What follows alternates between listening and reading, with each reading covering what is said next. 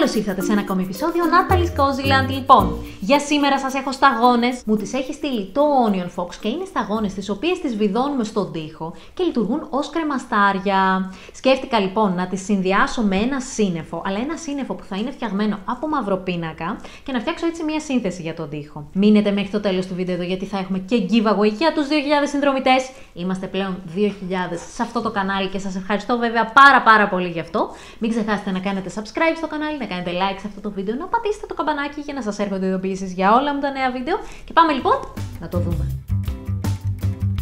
Σχεδιάζω σε ένα χαρτόνι το σύννεφο και αφαιρώ το εσωτερικό του. Μπορείτε πάντα να βρίσκετε ένα free pattern από το Google και να το εκτυπώνετε αν δεν θέλετε να σχεδιάσετε το δικό σας. Το κολλάω στον τοίχο. Βάζω χαρτοτενία και από την κάτω πλευρά ώστε να κολλήσει καλά το σύννεφο και κυρίως τα εσωτερικά του σημεία.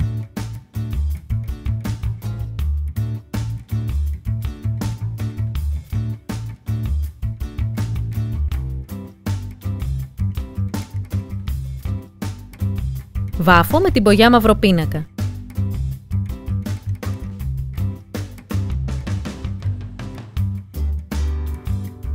Το περνάω και ένα δεύτερο χέρι αφού πρώτα στεγνώσει καλά.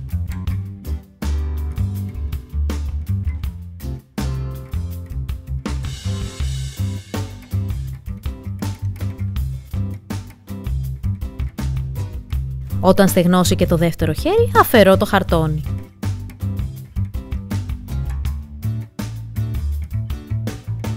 Με ένα πιο λεπτό πινέλο κάνω διορθώσεις στα σημεία που έχει ξεφύγει η μπογιά.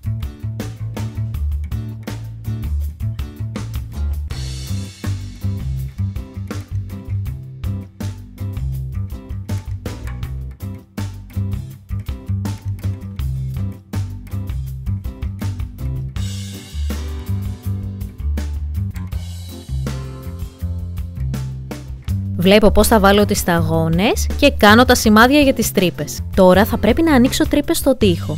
Αν δεν το έχετε ξανακάνει, μπορείτε να ζητήσετε βοήθεια από κάποιον ή κάποια που να ξέρει. Εμένα με βοήθησε ο Σίμος. Βάζω πρώτα τα ούπα και μετά βιδώνω τις σταγόνες. Όλα θα τα βρείτε στη συσκευασία.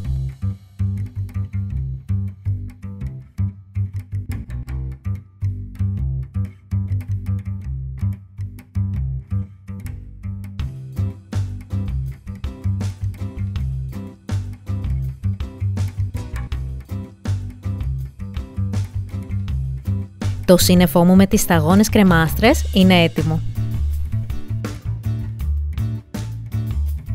Ελπίζω να σας άρεσε αυτό το βίντεο και έφτασε η ώρα για το giveaway.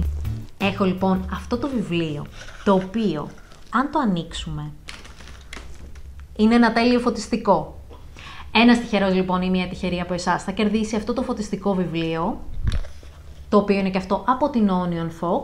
Θα σας έχω τους όρους και στο κουτί περιγραφής. Θα πρέπει να κάνετε subscribe στο κανάλι, να κάνετε like στο βίντεο, να κάνετε ένα like στη σελίδα της Onion Fox στο Facebook και να μου γράψετε στα σχόλια ποια είναι η αγαπημένη σας εποχή του χρόνου. Να είστε καλά, να φτιάχνετε πολλά όμορφα πράγματα και εμείς θα τα πούμε στο επόμενο επεισόδιο.